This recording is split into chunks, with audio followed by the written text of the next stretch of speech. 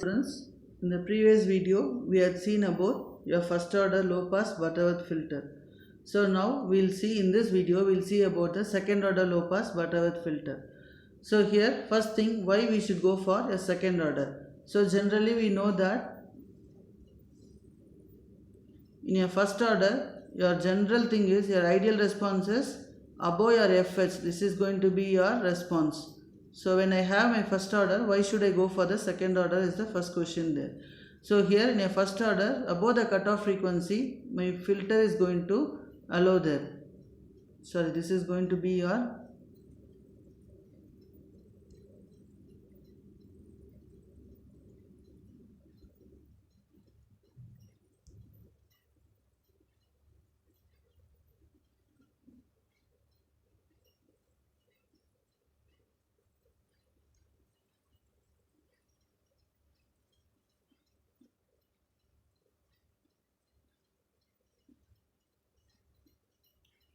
so this was your response there, and this was the gain.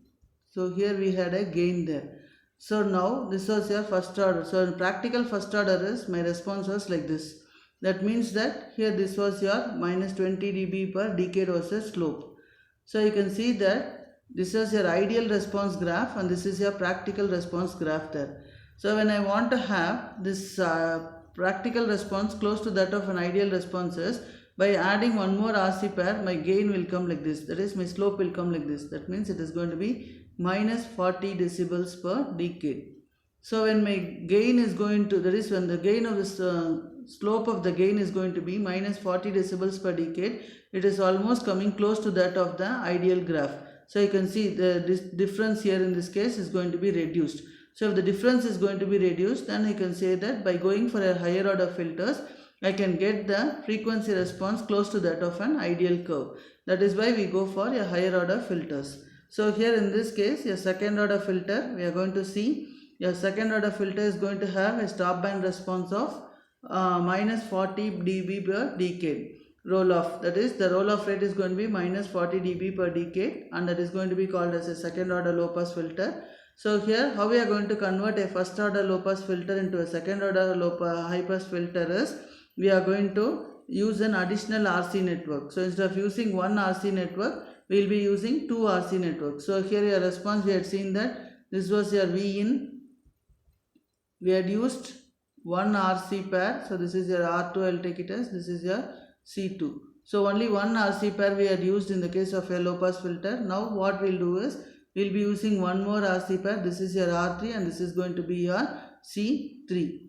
So this one is going to be grounded and this is nothing but your V1 voltage, which is going to be given to your non-inverting terminal. That is the modification. Instead of using one RC pair, I will be using two RC pairs, and the output of this capacitance will be connected to the output terminal of your operational amplifier there.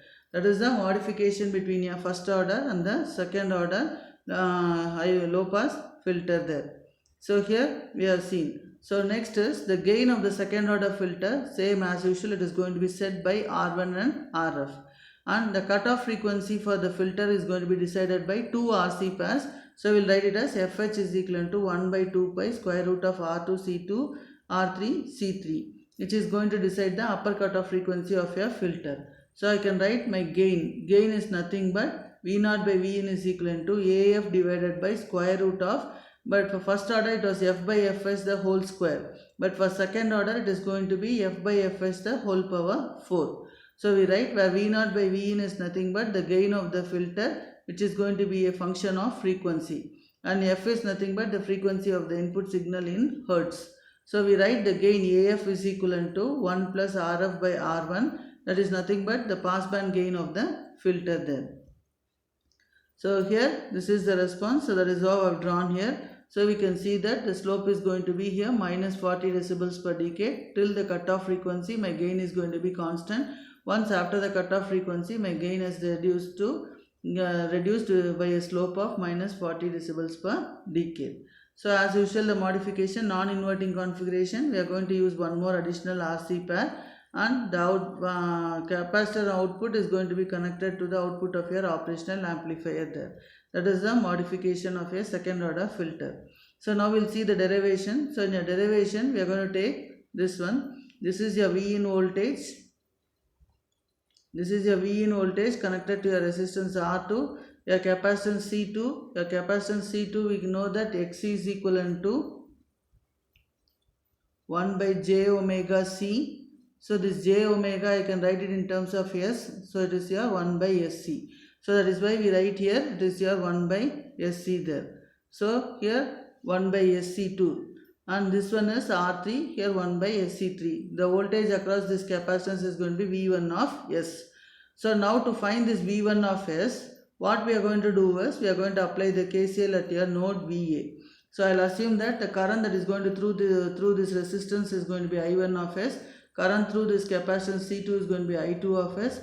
Current through this resistance R3 is I3 of S. And current through this capacitance C3 is I4 of S. And current to the input terminal of your non-inverting input terminal is going to be IB of S. So now if I am going to apply the KCL, Kirchhoff's current law at node A, in this case sum of incoming currents is equal to sum of outgoing currents. Incoming current is what? I1 of S is equivalent to outgoing current is I2 of S plus I3 of S. So what is I1 of S? The difference between these two voltages. So V in of S by minus VA of S divided by R2 and I2 of S. I2 of S is, this end is connected to the output of your operational amplifier. So we will write it as V0 of S. So I2 of S is nothing but VA of S minus V0 of S. Then I3 of S. I3 of S is nothing but current is flowing like this. So VA of S minus V1 of S divided by R3. So that is what we have written here. So this is 1 by SC2. Now our requirement is to find out your V1 of S voltage. So your V1 of S voltage, to find out what is V1 of S from this expression, your total voltage at this point is VA of S. Okay, so now this is a total voltage, means VA of S into 1 by SC3 divided by a total impedance R3 plus 1 by SC3. So that is the voltage divider rule we are applying to find out the voltage across the capacitance C3. So it is total voltage VA of S into 1 by SC3 divided by R3 plus 1 by SC3. If I take the LCM and simplify, my expression is going to be VA of S is equivalent by 1 plus SC3 R3. Now cross multiply it. So if I find out VA of S, so in this equation I need only in terms of your V in of S and your V0 of S. Okay. So in that case, to find out, first I should find out what is VA of S. So what is VA of S? VA of S is nothing but V1 of S into 1 plus SC3 R3. Substitute this VA of S in this equation 1. So if I substitute it, I will be getting the expression as V in of S minus 1 plus SC3 R3 into V1 of S by R2 is equivalent to 1 plus SC3 R3 V1 of S. That VA of S has been replaced, minus V0 of S by 1 plus 1 by SC2 plus 1 plus SC3 R3 into V1 of S minus V1 of S by R3. Now group out your V1 of S terms. So if I am going to group out my V1 of S terms, your V0 of S terms and V in of S terms, I will be getting the expression as V in of S divided by R2 plus V0 of S. This V0 of S into SC2, I am bringing it this side. The remaining terms are nothing but your V1 of S. Take it to the other side. It is your 1 plus SC3 R3. So this term, if I am going to bring it here, it is 1 plus SC3 R3 into V1 of S by R2 plus your 1 plus SC3 R3 V1 of S into SC2 plus SC3 R3 V1 of S by R3.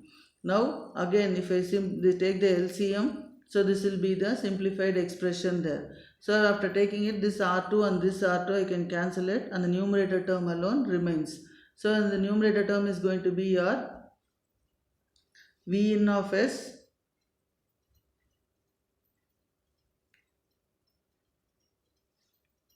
So this R2 gets cancelled. So after cancelling it, I am going to get the expression as your V in of S plus V0 of S into SR2C2 is equivalent to V1 of S into 1 plus SC3 R3 plus SC3 R2 plus R2C2 plus S square R2C2 C3. So now we want to have your expression V1 of S. So what is V1 of S? it is V in of S plus V naught of S by S2 R2 C2 divided by 1 plus S into C3 R3 plus C3 R2 plus R2 C2 plus S square R2 C2 C3 R3. So now divide. Now I want to have this as a quadratic equation. To have it as a quadratic equation, what I am going to do is divide this equation. Take out your R2 C2 C3 outside. So if I take it outside, that is going to be this term there. So I can write it as your V naught of S is nothing but 1 plus Rf by R1 into V1 of S. So here that is equivalent to this 1 plus Rf by R1, I can write as AF. So AF into V1 of S is what? V in of S plus V naught of S into SR2 C2 divided by 1 plus S into C3 R3 plus C3 R2 plus R2 C2 plus S square R2 C2 C3 R3. So now what we are going to do is we want to find out V naught by V in. So before that we'll simplify it. We'll take this term to the other side. So we'll multiply V naught of S into 1 plus S into C3 R3 plus C3 R2 plus R2 C2 plus S square R2 C2 C3 R3 is equivalent to AF into V in of S plus AF. Multiply this AF inside. So AF into V naught of S SC2 R2. So now here one V naught is there, here one V naught is there. So bring this term also to the left hand side there. So if I bring it, my expression is going to be V naught of S. I'll take it out. So I'm bringing this minus AF S R2 C2 inside plus S square R2 C2 C3 R3 plus AF into V in of S. Now V naught by V in of S is nothing but AF divided by 1 plus this term. So here this term is going to be S, this term is your S square. Now to have it in the quadratic form, divide this equation throughout by R2 C2 C3 R3. So if I divide it out, your S square is going to be there. So S into this term divided by R2 C2 C3 R3. Similarly plus 1 by this term here. So now if I am going to take I am going to find the roots of this equation. Roots are nothing but omega h square is equivalent to 1 by R2 C2 C3 R3. So what is omega h? Omega h is nothing but 1 by square root of R2 C2 C3 R3. So fh is, what is omega h? 2 pi fh. So from that fh is nothing but 1 by 2 pi R2 square root of R2 C2 C3 R3. So the cutoff frequency of your second order low pass filter is 1 by 2 pi square root of R2 C2 C3 R3 there. So this is the formula and derivation for your second order low pass filter. So now we'll see a problem there. So before that we'll see the filter design. So how to design a second order low pass filter is, choose a value for the high cutoff frequency filter. That is, for the filter, first step is we have to choose the cutoff frequency fh. So I will choose it. Next is, to simplify the design calculations, what we will do is we will choose R3 is equivalent to R2 is equivalent to R and C2 is equivalent to C3 is equivalent to C. Then we are going to choose the C value to be less than 1 microfarad, less than or equivalent to 1 microfarad. Then if I am going to choose this, R2 is equivalent to R3 is equivalent to R, then my fh is nothing but 1 by 2 pi Rc. So from that I can find the R value. R value is nothing but 1 by 2 pi fh into C. So since R2 is equivalent to R3 and C2 is equivalent to C3, the passband voltage gain is nothing but AF is equivalent to 1 plus RF by R1 is equivalent to 1.586. So you should remember that for a second order filter, the gain is going to be 1.586. So here, if I am going to take this, if I am going to keep this RF by R1 on left hand side, bring this 1 to the right hand side, it is going to be RF by R1 is equal to 0.586. That means RF is equal to 0.586 into R1. So now we have to choose a value of R1 such that it should be less than or equivalent to 100 kilo ohm. So here the value of R1 should be less than 100 kilo ohm and calculate the value of your RF. So take your R1 to be 10k. It should be any value less than or equivalent to 100k. So suppose I take 10k means 10 into 0.586 is going to be 15.86 there. So like that we can calculate your RF value. So now we'll see a problem. Design a second order low pass filter at high cutoff frequency of resolution of 1 kHz. So now we are going to have fh is equal to 1 kHz. We should choose a C value such that it is less than or equivalent to 1 microfarad. So we are taking that C2 is equal to C3 is equal to 0.0047 microfarad. We are assuming this capacitance value then. Now from this capacitance value we are going to find the resistance value. So resistance value is R2 is equal to R3 is equal to 1 by 2 pi Fh into C. So Fh is nothing but 1 kilohertz, that is 1000. C value is nothing but 0.0047 microfarad. So I can write 47 into 10 power minus 10.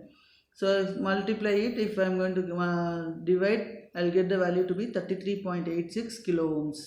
So now we know that for the gain to calculate your RF and R1 value, your RF is 0.586 R1. So I have to choose a R1 value less than 100K. So here I have chosen the R1 to be 27K. If I choose R1 to be 27K, my RF value will be 0.586 into 27, that is nothing but 15.82 kilo ohms. So I will take my RF, the feedback resistance, to be a 20K watt. This is how we have to design a second order low pass filter. So in the next video we will see about your high pass filter. Thank you.